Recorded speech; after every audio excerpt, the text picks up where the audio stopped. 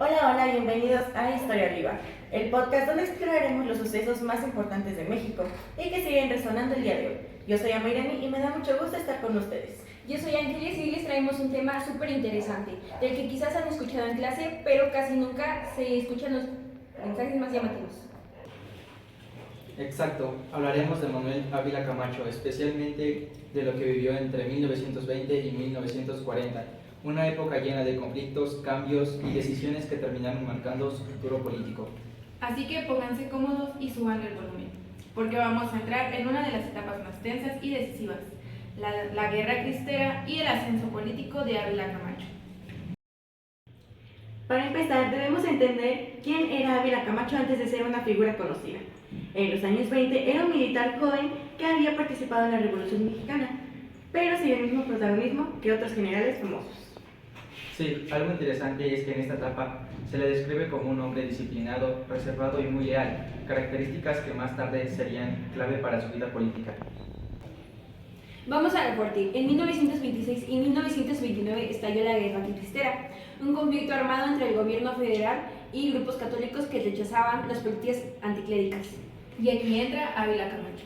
Él fue enviado como parte del Ejército Federal para enfrentar a los rebeldes cristeros, principalmente en Puebla, su estado natal y regiones cercanas.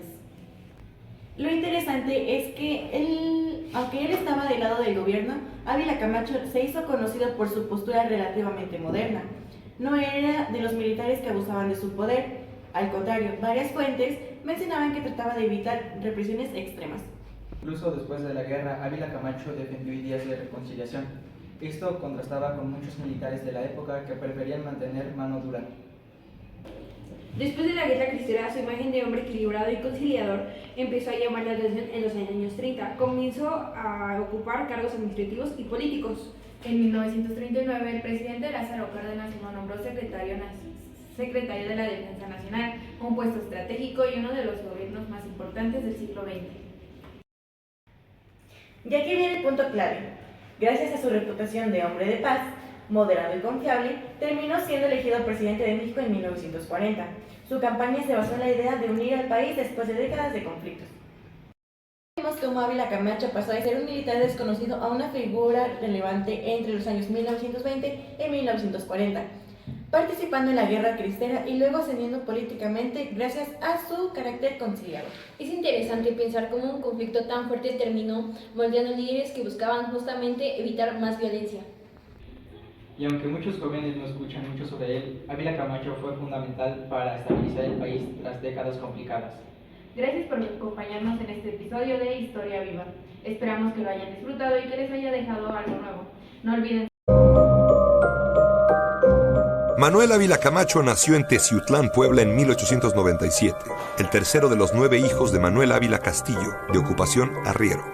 Ávila Camacho cursó su educación primaria en el Liceo Teciuteco. Con el estallido de la Revolución, la familia se vio obligada a abandonar su pueblo natal para establecerse en Puebla, donde se agudizaron sus problemas económicos. Finalmente, se instalaron en la Ciudad de México, y ahí, Manuel continuó sus estudios en la Escuela Nacional Preparatoria. Siendo todavía un adolescente, Manuel Ávila Camacho se unió a la revolución para pelear contra el gobierno de Victoriano Huerta en la Sierra de Puebla. También se unieron a los rebeldes sus hermanos Maximino y Rafael. En apenas 6 años, Manuel Ávila Camacho alcanzó el grado de coronel y se le destinó al Estado Mayor de Lázaro Cárdenas, jefe militar del estado de Michoacán y después gobernador de la entidad. Cárdenas y Ávila Camacho se hicieron entonces buenos amigos. Durante los años de la Guerra Cristera, entre 1926 y 1929, Manuel combatió a los católicos en Michoacán y Jalisco. Mientras tanto, Maximino también peleaba contra los cristeros, pero su actitud era justamente la contraria a la de su hermano. Quemaba pueblos y pasaba por las armas a los rebeldes. Manuel Ávila Camacho alcanzó el grado de general de brigada después de combatir a los rebeldes escobaristas en 1929 bajo el mando de Lázaro Cárdenas. En 1932 fue designado jefe militar de Tabasco y durante el gobierno de Lázaro Cárdenas desempeñó el cargo de secretario de Guerra y Marina. Mientras tanto, su hermano Maximino se convirtió en gobernador de Puebla en 1937, donde ejerció el poder con su acostumbrada arrogancia y mano dura. Al acercarse a las elecciones presidenciales de 1940, se vislumbraron 2 posibles candidatos del PRM como posibles sucesores de Lázaro Cárdenas. El primero era Francisco J. Mújica, mentor de Cárdenas, hombre de izquierda, radical, y el segundo era el moderado y conciliador Manuel Ávila Camacho. Contra todo pronóstico, el presidente Cárdenas optó por Ávila Camacho, a pesar de su poca experiencia en el ámbito político. A Maximino no le cayó muy bien la designación de Manuel. Lo consideraba débil, fácilmente manipulable por Cárdenas y creía tener más derecho que él por ser su hermano mayor. Desde su campaña, Manuel Ávila Camacho comenzó a atenuar el radicalismo cardenista.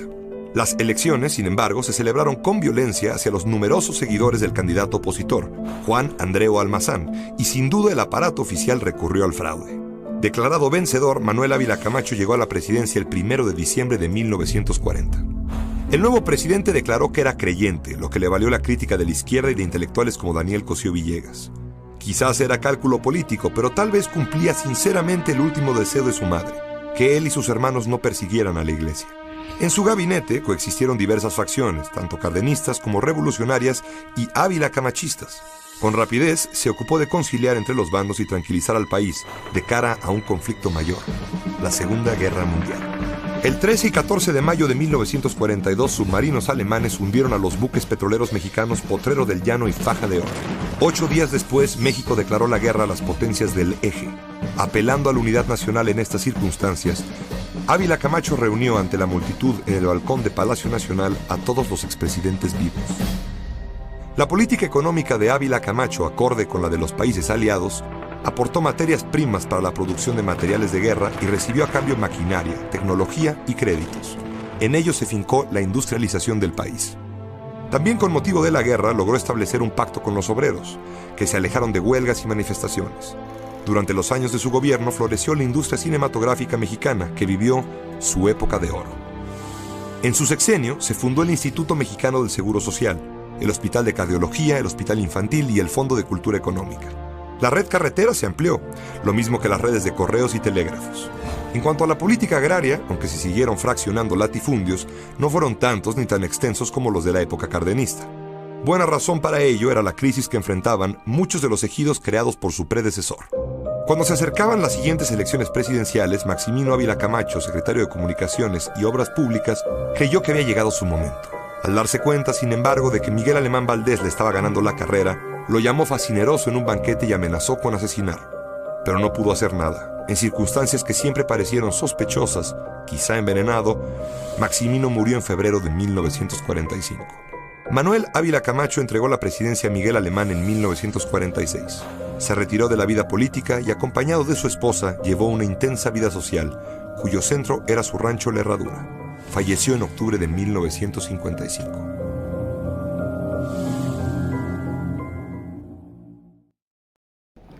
Para preparar este episodio usamos fuentes actuales y confiables, entre ellas Instituto Nacional de Estudios Históricos de las Revoluciones de México, Secretaría de la Defensa Nacional, Archivo Histórico, Biblioteca del Congreso de México, Biografías de Presidentes, obra Manuel Ávila Camacho, el presidente que unió al país, edición 2020. Y claro, también revisamos artículos académicos recientes que analizan la guerra cristera y el periodo de transición hacia gobiernos más moderados en México.